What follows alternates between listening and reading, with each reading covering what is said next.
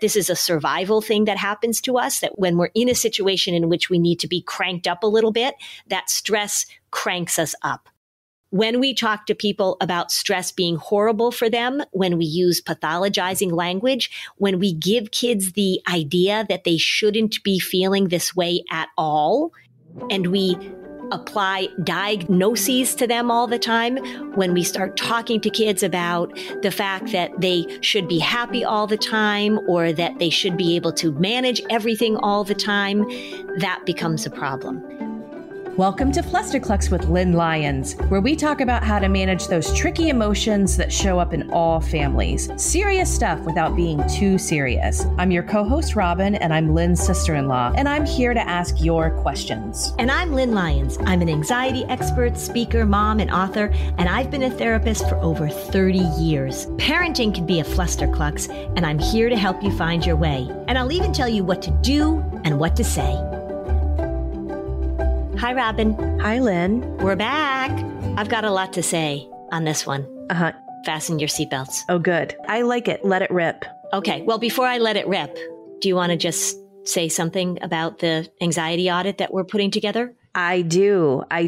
So within the next few days, be sure to join the Facebook group so you'll get the announcement. We have a new course that is basically a book club that corresponds with your new book, The Anxiety Audit. Mm-hmm. We go through each chapter. We follow up with additional questions. We make sure that, everyone's learning style is different. And I think that every single person will have some aha moments after reading the book and then watching the additional course sections per chapter. And then what we're going to do is we're going to have Q&As of your questions that we will go back and continue adding additional videos addressing them. Because I think that if we put some time and effort, and I say this as someone who has read the book and found this whole process to be so impactful for me, this is a chance to really tackle your patterns of anxiety, understand them, and learn how you can respond differently to them. Mm-hmm. I mean, What's better than that? Right. Nothing's better than that. That's the goal. Yeah. So it's cool. We have the course and then we're going to do Q&A follow-ups. So after you take the course, submit your questions. So it's going to be very interactive, which I love. Okay. What are we talking about today? Okay. So today we're talking about how we're talking to teenagers about their stress, about their emotions, about their mental health.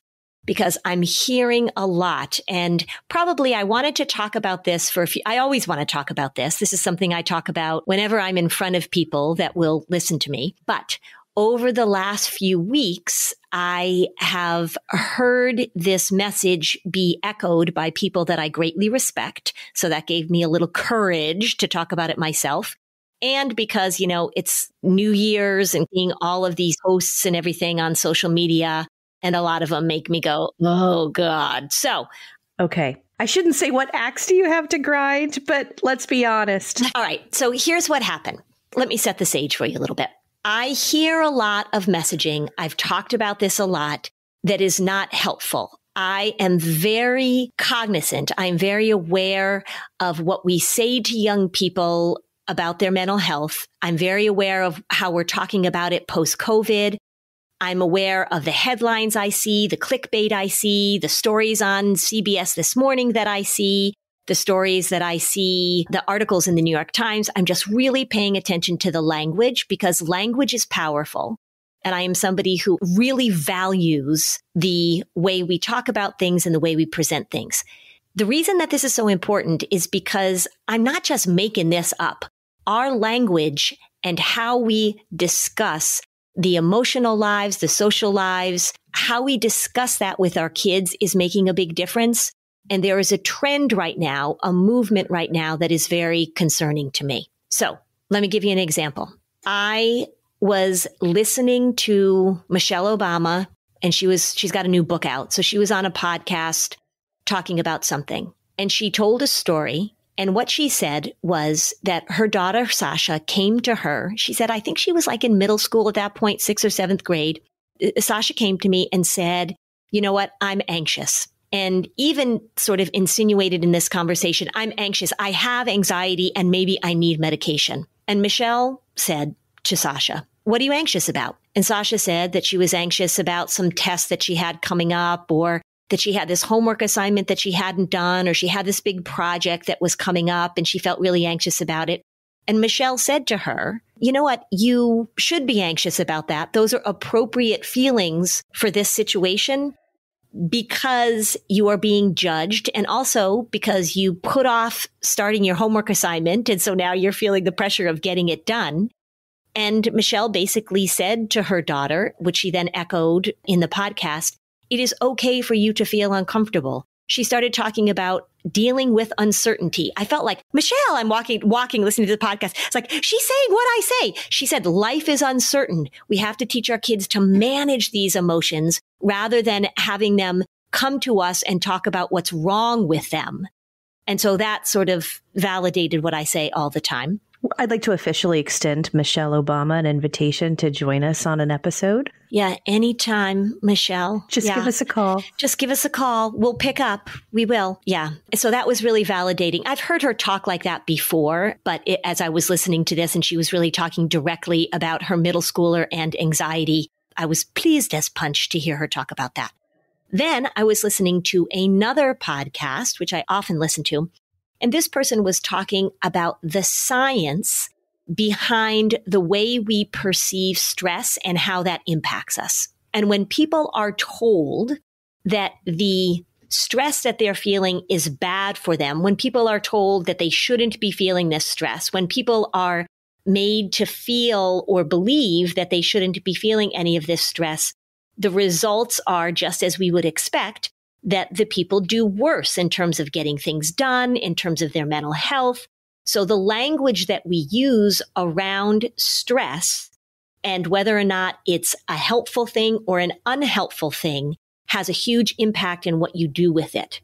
So saying to somebody, you're supposed to feel stressed by this, and that actually a certain amount of stress is good for you, that our bodies are looking for a little bit of an adrenaline boost in order to get things done. He was putting it in terms of our biology and our neurology, that this is a survival thing that happens to us, that when we're in a situation in which we need to be cranked up a little bit, that stress cranks us up.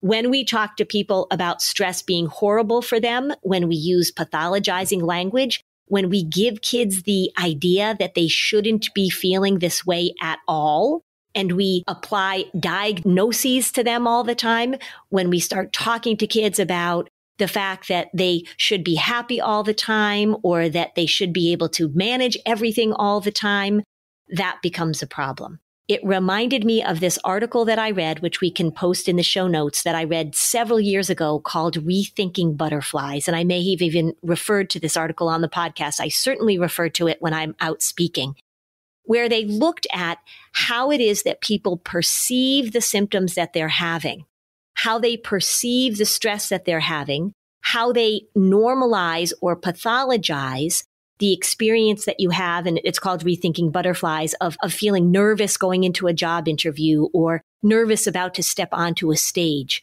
The more that we talk to our kids about the fact that they shouldn't be feeling this way in any situations, the more harm we are doing to their ability to manage what life throws at them. Anxiety wants certainty and comfort. And as soon as we buy into that as the goal, we are doing the disorder. The final thing that sort of put me to this place where I decided I was going to get on this soapbox today is that I was looking at an article that was put out a few years ago by the National Association of School Psychologists. Now, I don't know the person who wrote the article, and if I looked at the bio, I think it was graduate students. I'm not going to use their names, but it was in the newsletter for the National Association of School Psychologists. It said that when you are trying to help anxious children in a classroom, that one of the key things is that you do not surprise them or give them unexpected things during the day, because this makes their anxiety worse.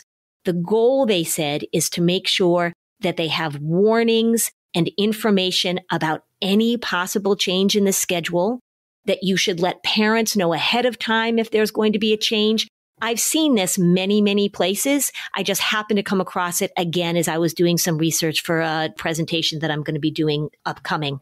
So all of those things that hit me in the last few weeks, which if you listened to the episode last week when I said I had a dream that I was herding 100 kittens, this probably contributed to that. This message over and over and over again that we need to make sure that our kids are doing well all the time is harmful if we pathologize, if we diagnose, and if we don't give them the room to feel what they're going to feel and develop the skills of emotional management.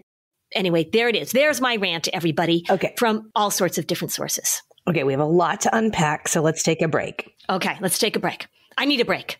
Lynn, why does laundry detergent come in massive plastic jugs? Yeah, 90% water, those jugs of goo. I know, and washing machines already use water. So why should we package more, pay for more of all of that? And the other thing I hate about laundry detergent bottles, I feel like I'm Jerry Seinfeld. Like, they're so big and bulky, I can't put them in our regular recycling container. So I'm delighted to have learned about Earth Breeze laundry detergent. It's sort of one of those ideas where you're like, why didn't somebody think of this sooner? Earth Breeze laundry detergent eco sheets. They look like dryer sheets. They dissolve 100% in any wash cycle, hot or cold. Couldn't be easier. You just toss them in. The packaging is biodegradable and it's plastic free. They offer flexible subscriptions that can be adjusted, paused, or canceled by you at any time without penalty. And they're dermatologically tested and safe for sensitive skin. With their Buy One Give 10 initiative, each purchase donates 10 loads of detergent to a charitable cause of your choice. A whopping 30 million loads have already been donated. And again, think of the waste that's being saved. I'm telling you this, but you really won't know until you try it. If you don't like it, Earth Breeze will give you a full refund. You don't even have to send it back. They're confident you'll love it as much as I did. Right now, Flusterclux listeners can subscribe and get 40% off. Go to earthbreeze.com/Flusterclux to get started. That's earthbreeze.com/Flusterclux for 40% off. You got to try this.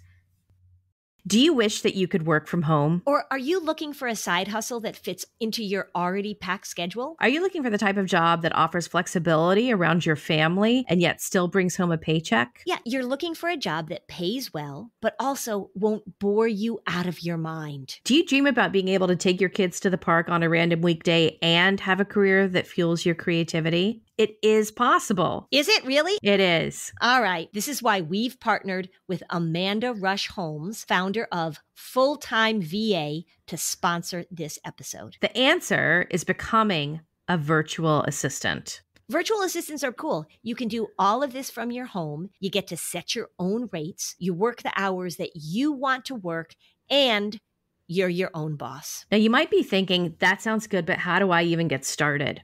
Amanda's put together a free training on how to be a virtual assistant that makes full-time income with part-time hours. And as a special gift for Flusterclux listeners, when you go to the fulltimeva.com/Fluster, Amanda is also including a bonus free guide, the VA Kickstarter Workbook. Go to thefulltimeva.com/ready for the free training and the guide.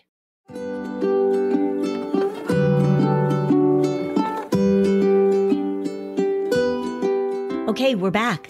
Okay, let's talk about that last article first, because you just read that. And when you were citing it, it's funny because we have a lot of school psychologists who are regular listeners. Yes. A lot of them just went to Google right now. They're like, oh my God, who has just been? They're like, I hope that wasn't someone that they know. Because the thing is, not everyone who is in mental health has the experience and the expertise and the outcomes you do in managing anxiety. You are basing this and you are trying to shift the dialogue and shift the approach because you know what works. Okay. So for people who are new, like trying to prevent your child from having surprises in a classroom, I think you need to state the obvious for newer listeners of why that's a bad idea. Well, because surprises will happen. As much as you try to make sure that school is absolutely predictable, that nothing unexpected happens, that's not a realistic approach to get your kids through school. Life is uncertain. And anxiety demands certainty. It demands to know exactly what's going to happen. Now, the thing about this is that I see this all the time. I see this idea that in order to deal with kids who have anxiety in school, we have to make sure that everything is calm and organized and predictable. So I see this all the time. I see this idea that in order to help anxious kids, we have to make sure that their days are predictable. And the thing that really got me going about this is that it was the school psychologists who were writing this, right? As you're listening to this, I hear from schools all the time, well, we aren't trying to treat the anxiety. We're not a therapeutic school setting. We're just trying to help these kids get through the day. And so we're just trying to give them the things that they need in order to make sure that they don't freak out, or in order to make sure that their anxiety doesn't get worse. And if predictability can make that happen, then we're going to offer them predictability because it helps us move through the day. Now, the problem with that is that all we have to do is expand that out a little bit. If you had a high school kid coming into school in the morning and saying, the way that really helps me get through the day is if I can just do a bong hit before first period, nobody would say, all right, let's just give them a bong hit and get them through the day. If we set this up over and over and over again, that the way to help kids deal with what their difficulties are to do the very things that make the difficulties worse, that's not a solution. And I'm clear, actually, that that's what's happening over and over and over again. So you have so many schools that are contributing to, well, you talk about it as a cult leader. Mm-hmm. The schools are just following the orders of the cult leaders. What if the school psychologists and the teachers are pushing back saying, we don't have the time and resources to offer therapy in class, so our goal is simply just to delay or push that freak out onto a different scenario, but not in my classroom? Okay, so you can say that. Everybody can say that. And then we also can't keep saying, why are our kids so anxious? Oh my gosh, we're having an epidemic of anxiety. It must be because of this. It must be, oh gosh, we have to figure this out. At this point, if we're going to call this a crisis, which everybody is, if the Surgeon General of the United States has declared that kids' mental health is one of the top issues that we need to address as a country, we can't keep doing the things that make anxiety worse and then being confused or being upset or wringing our hands that we're doing the things that are making anxiety worse. So I get it that it's a paradigm shift, but this model that we have fallen into, that the way you help kids deal with uncertainty and distress is to try and take it all away. And even the teachers that would say to me, or even the administrators that would say to me, gosh, we just don't have time to do it, they will also acknowledge, I know, we get it. It's not working long term. I understand that it's a big paradigm shift. And one of the things that I talk about on the road all the time, going to schools, saying, how do we weave these concepts as early as possible? How do we weave them in so that we are not sort of shrugging our shoulders and saying, well, there's nothing we can do. I guess we have to give them the bong hit, right? I mean, I'm using that as a metaphor, but it really is putting the time in now to rethink the way that we're talking about all of this with kids is really going to pay off. The thing that is absolutely happening, is that our young people, particularly adolescents and young adults, have no bearing, have no compass as to what normal is anymore. And when I hear them talk about their stress or their anxiety, and when I hear them talk about depression, when I hear them talk about their moods, when I hear them talk about the way that they're handling relationships, when I hear them talk about boundaries, I can hear what they're saying is from this place of, this is a crisis. If you don't feel this way all the time, it's a problem. Kids are getting increasingly anxious about being anxious. They see themselves as fragile. They see themselves as incapable of managing what life throws at them. And there has been some pretty consistent messaging that the kids are not all right.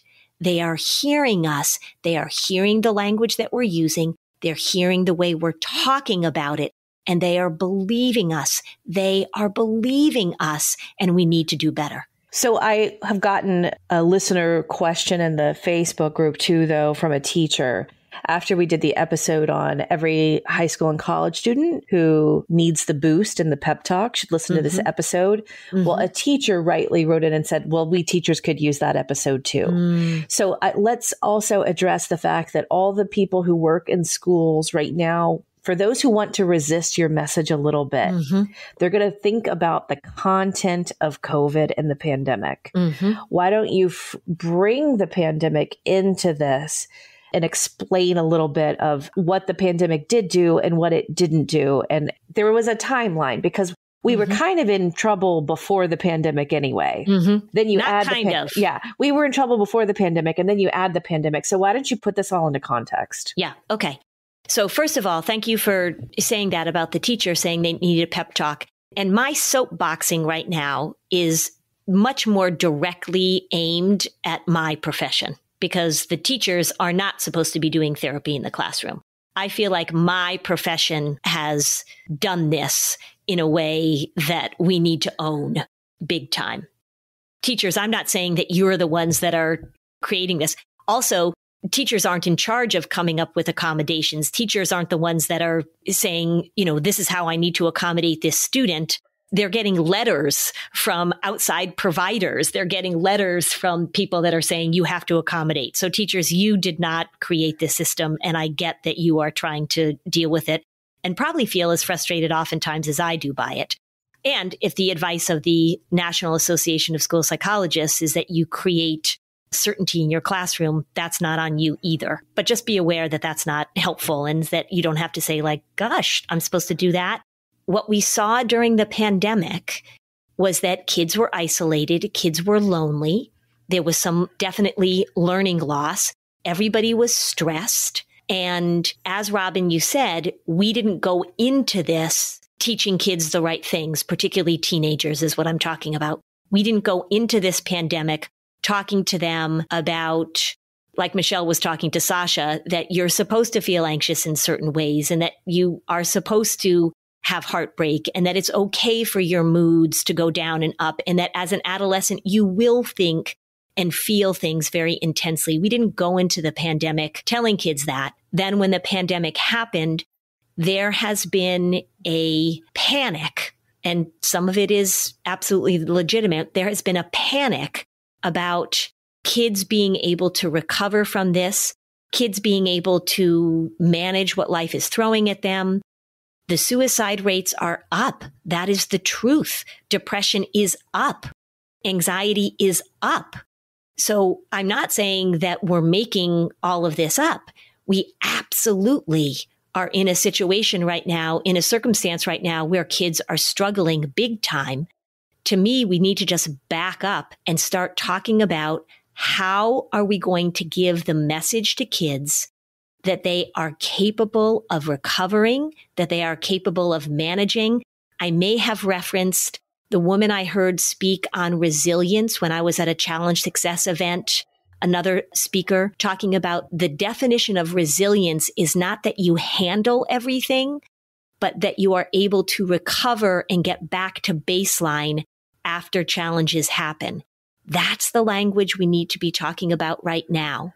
Kids, teenagers right now are hearing from us over and over and over again that they have permanent afflictions, that they are wounded, damaged in a way that is unprecedented. That's the language that they're hearing. Well, it's also the complexity as I hear my own high school daughter kind of come home and share with me what their own wellness curriculum is in an effort to try and normalize mental health.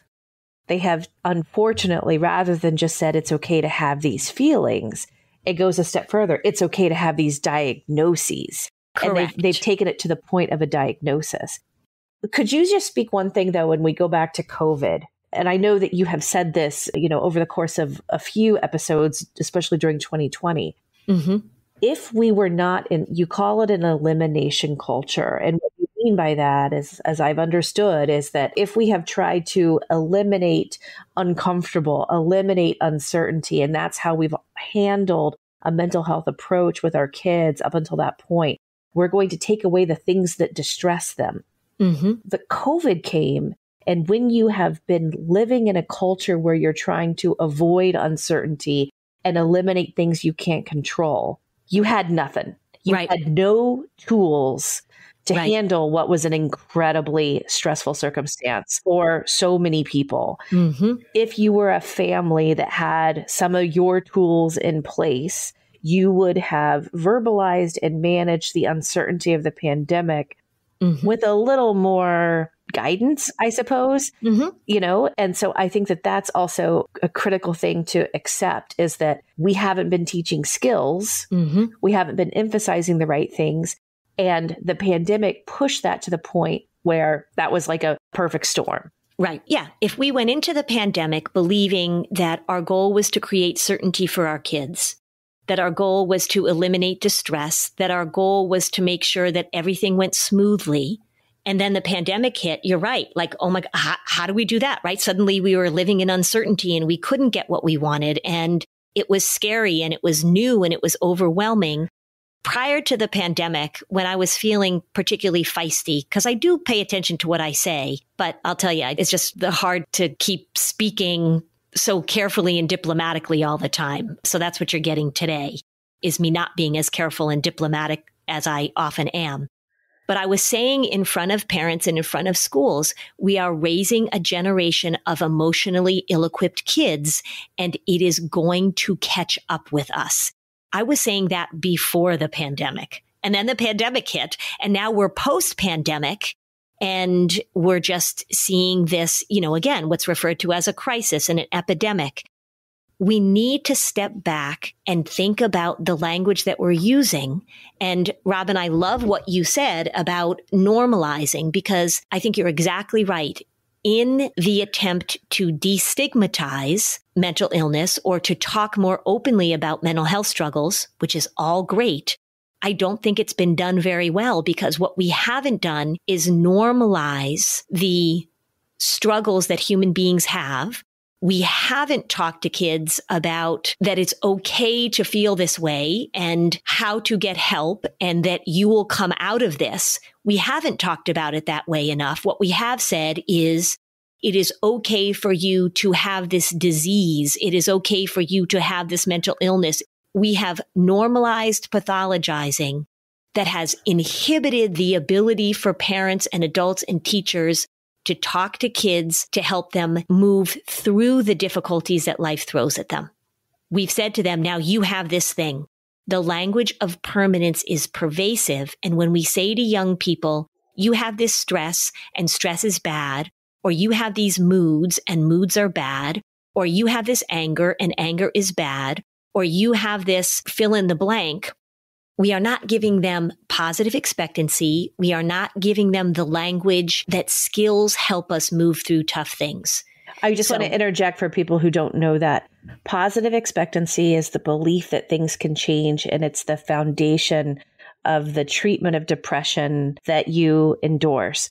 When we are talking about the permanence of a diagnosis, and we say, you have depression and you are depressed, and this is who you are. It's the exact opposite of what we know, in fact, can help treat depression. Right. Just want to make a reference to, we've done earlier episodes very specific to this topic of what should a family do constructively after their teenager has received a depression diagnosis? What does the work look like at that point? Right. As opposed to checking out because it is what it is. Right. And leaving it up to a prescription. Right. The message I want to make sure that people get as I'm saying all of this is that anxiety is real. Depression is powerful and devastating. It is not that I am saying these things don't exist, but if we say to our teenagers, if you have this difficulty, if you are dealing with this, there is a wide range of bad circumstances or feelings or reactions or emotions that you can have. And if we say to our teenagers, this is who you are, you have this permanent condition, you have this disease that's best treated with medication, which is not what the research says. And we are not teaching them skills. We are not looking at the basics we are not looking at behavioral interventions that really, really help, then we are not teaching our kids how to better manage their mental health. We are teaching them how to become less effective at managing their mental health. Therapy is really, really helpful. And I know it's hard for a lot of families to get right now. Getting treatment, and when I say treatment, I am not talking about just drugs. I am talking about learning how your brain operates, educating yourself about the process of depression. Depression just doesn't show up. Anxiety just doesn't show up. Thinking about how we can empower young people, how we can educate them, how we can give them accurate information so that they don't so quickly default to this idea of, I have this thing, and it becomes their identity. When I heard Michelle talking about it, it was like music to my ears. When I listened to this other podcast reinforcing the importance of language that we use to talk about stress, I just was walking in thinking, I just got to talk about this again on the podcast because it is so important. When we come back, let's take a break. But when we come back, let's talk about really good, positive language that families can introduce and that people in your profession can too. Getting the help you need doesn't have to be a challenge. Talkspace is so convenient and accessible. You can get mental health care with or without insurance to fit your needs.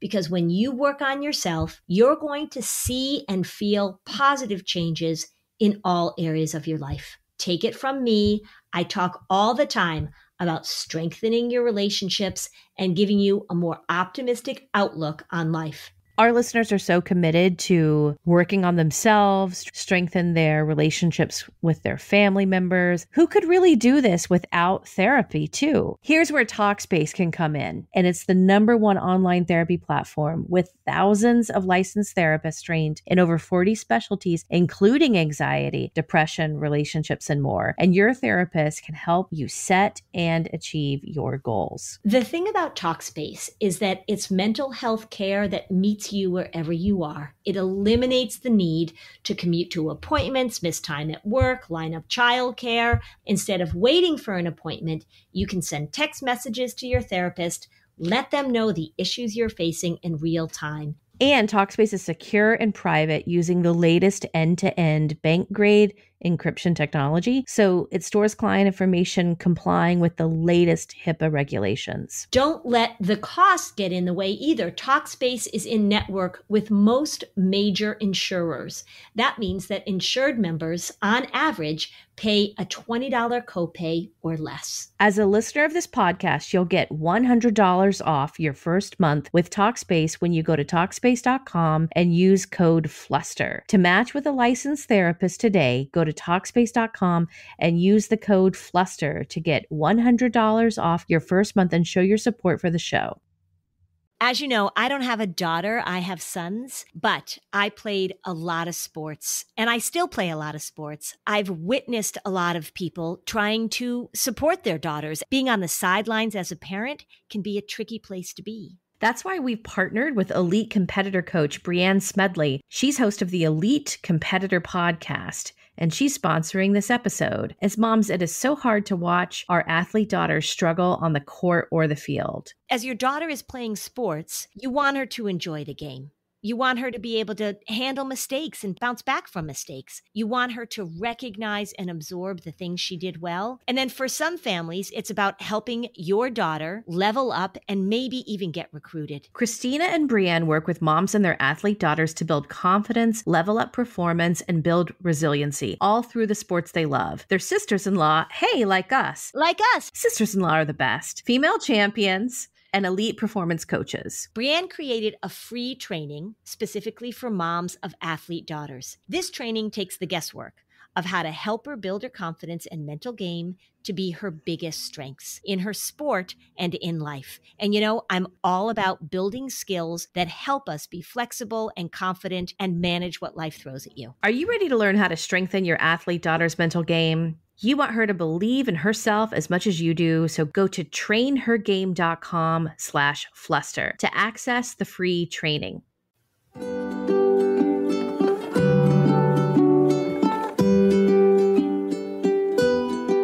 Okay, we're back. So let's talk now about if you're a parent and this has resonated with you, your kids don't have to have had a diagnosis of anxiety or depression for this to be relevant, because I'm a parent of a high schooler and there are kids who have, and how it's talked about and how it's handled. You even want to give your own kids the tools and perspective of responding in a productive and constructive way about their own friends' mental health too. Right. This all happens in a system. Yes, it all happens in a system. So that's a very good point. And one of the things that's so helpful about having you weigh in on this, Robin, is that you do have a high schooler. So you are in the middle of it. You are hearing it. I'm disappointed sometimes by the content that they're told at school because, as a parent, what I did, and I suggest to listeners of the podcast who have read your books and stuff too, is we talk about, well, what do you think is the good content here? And what do you think, what would Lynn do? My daughter has a very critical ear. She listens to the stuff. And now she's a junior, so she's more sophisticated at 17 than she was at 14. But she comes home and she's like, oh yeah, Lynn would have a lot to say about this. Yes, I'm sure Lynn would. And we talk about that. And she hears other kids talk about how all the varieties of content are like, oh, I don't do that because of my anxiety, or this is triggering my anxiety. And so she sees the families that are all in with the anxiety as the cult leader of the family and producing an elimination culture. Yep. All right. So what can we do about this? What can families do about this? I would highly recommend that if you haven't listened to the episode from last week where we talked about the phrases that you should use with your children, that would be a really good place to start. The phrases that we used and the language that we use is about developing emotional management. The other thing that I think we need to recognize is that as we're helping our teenagers move away from this pathologizing, this identification culture that they've been steeped in, for one, we have to remember it's not their fault. The messages are everywhere. I also had a very interesting conversation with a colleague at a conference that I was at last week. She is a grief expert. And she said to me, with grief, the pushing back, the denial, the anger, because I was telling her how high school students will come up to me after presentations and be like, well, you don't know what you're talking about. She said that's a really interesting part of the grief work that I do, is that anger and that pushing back and that denial. She said, so maybe you need to just think about that as a part of the process. So when somebody comes up to you and pushes back against you and says, well, I heard this, or this isn't working, or how dare you invalidate me, that's a really good jumping off point to have a discussion, which is what your daughter is learning, is how to have that critical ear.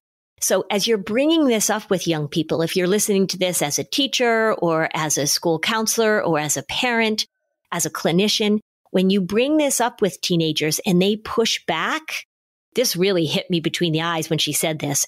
She said, this is not an argument that you're supposed to have with them. This is an opportunity for you to help create critical thinkers. And how are you going to do that? So we go right back to those how questions. It was really sort of a like boing moment for me when she said that. So we want to help our kids question the information that they're hearing. So we can ask those how questions. How did you come to that conclusion about yourself? Or how did you begin to believe that you're not capable of handling fill in the blank? Or what do you think when you hear people talk about their triggers? And what do you think about avoiding triggers as a way to manage this? How do you think about that? And begin to have a conversation with them that allows them to question it. Because if you come right back at them and say, well, that's wrong and that's wrong and that's wrong, that's just going to set up that defensiveness. Being able to say to them, ask that question, be curious, say, that's interesting. I wonder what evidence is there to support that, or where are you getting your information? Or I wonder if there are other ways to look at this. Because we need to have open conversations with our young people about this messaging. And they're very defensive about people feeling like or believing that it's not real, right? Like, how dare you say that? I hear that a lot. How dare you say that I'm not depressed? How dare you say that this isn't genetic? How dare you say? We need to have those conversations. So ask questions that create a critical thinker. That's, I think, the key to this. Those questions are, that's interesting. I haven't heard that. Or, gosh, I heard something that said that that's kind of an unhelpful way to interpret your stress. Or I wonder what you would consider normal levels of stress as you're going through your exam period. Being able to talk to them about it, I think, is a much better approach than telling them that, as I've just ranted for the last how many minutes, telling them that this is ridiculous and I can't believe you think that, right? We want to have conversations and dialogue about it. If you think about this from the perspective of the opening example you gave with Michelle Obama, if you have reinforced a message that it was normal to feel distress, that it was normal to feel sadness, that it was normal to feel worry, if you haven't given that groundwork, and then when an adolescent feels all of those things, if the only conclusion they can come to is that they have a mental health diagnosis, it's not mysterious. Right. Yep. This is where we really have to work, that I really have to work with the panic of the parents. And I understand the panic of the parents because the environment has been so catastrophic and the language in the headlines have been so catastrophic. So I understand the panic of the parents. We just need to rethink, and we need to talk differently to our kids, to our young people, about the skills we need, and we need to normalize their struggles. That doesn't mean deny their struggles. It means we need to normalize it and support it and validate it. We just don't need to pathologize it and make it permanent. That's the thing that is so, so harmful right now for our young people. So you can say to your teenager, I totally get it. I totally get it. Right? Of course you feel that way. Of course your heart is broken. Of course you're totally stressed. How can I help? And is there anything we can do together, or is there anything you need to do that would help you manage this difficult situation? Right. The answer is not in avoidance. It's not in elimination. It's not in diagnosing all the time. But look, I'm not against diagnosing. Kids have diagnoses all the time that I see. It's about talking about it in a permanent way. One of the things that I do, if you've listened to all of our episodes, you'll know that I had my best friend in high school committed suicide who had manic depression. How we talked about it then, or lack of conversation about it then versus now, one of the things that I have learned as a parent that I plan on using, because I've known people who've suffered from depression throughout my life. Now, from what I've learned from you, is that I always talk about depression being chapters. Depression could have a chapter that's a day, a week, months, but it's always in chapters, and that you never talk about it as a permanent diagnosis. Yeah. And that chapters of depression, whether they're an hour or longer, is very normal. So those kinds of things I've learned just to be a more supportive friend or mom when this stuff comes up.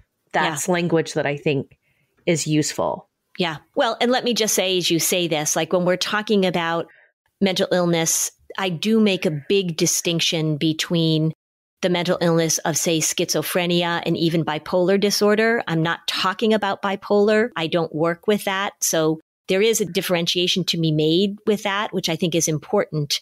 But again, still need to be aware of the quick and often permanent diagnostic language that we're giving kids. Because I do hear kids say like, well, I was in a good mood yesterday and then I was in a bad mood today, so I must be bipolar, right? That's not what this is. So they're reading about it. I mean, I've talked about this. They're reading about it. They're learning about it. They're finding ways that they fit into these categories. There's a huge amount of self-diagnosing that's going on. We need to just change the language in a way that, like you say, talks about it in terms of chapters, talks about it in terms of hope, talks about it in terms of what we do that helps, because therapy helps. Therapy helps. Sleep helps. Exercise helps. Connection, relationships, emotional literacy, all the things I talk about all the time really, really help. deciding that you have a permanent condition that you can do nothing about is the opposite of the message that we want to give our kids. You've said this in so many words, but if we as parents, and I'm sure clinicians as well, if we checked in with ourselves and made sure, are we doing everything we can to normalize uncomfortable feelings before we're normalizing diagnoses? Mm-hmm. That would be a really big shift. Yeah. And normalize does not mean invalidate. I just want to make sure that everybody is clear about that. Grief is normal. It's also incredibly powerful. You know that more than anybody. So normalizing doesn't mean invalidating or dismissing or minimizing. It also means that we are welcoming our young people into experiences that are universal as human beings and that we can love and support them through those experiences. And it's not who they are in their entirety. It's not. Okay, so Robin just said to me, is there any chipper ending to this? Right? So here's the chipper ending. We know a lot about mental health, and we don't know a lot about mental health. So there's all sorts of research and stuff coming out all the time, and it can be really overwhelming and really confusing. I think it's really helpful for parents to hear that as you're trying to navigate through this tricky adolescent time with your kids, look at the basics. Don't give up on the basics before you do anything else. Think about whether or not they're getting enough sleep, that they have positive connections, that they're outside in the world. Pay attention to screen time. Pay attention to what they're putting into their bodies. Think about those things in terms of the basics before you jump to big catastrophic conclusions. Again, you may need some help figuring out how to put the basics together. Therapy is really, really helpful. Getting coaching, getting guidance is really, really helpful. But don't panic and don't pathologize. Start with the basics and then take it from there. Make sure you listen to last week's episode, because when you hear the parenting phrases that you recommend, Lynn, what you're ultimately doing is creating a culture of family dialogues around emotions where you're expanding your toolkit. Mm-hmm. You're expanding your toolkit. If you are concerned about your kids, seek out help. I'm saying get help, get help, get help. Just don't jump to that diagnostic pathologizing place that our young people are so quick to jump to.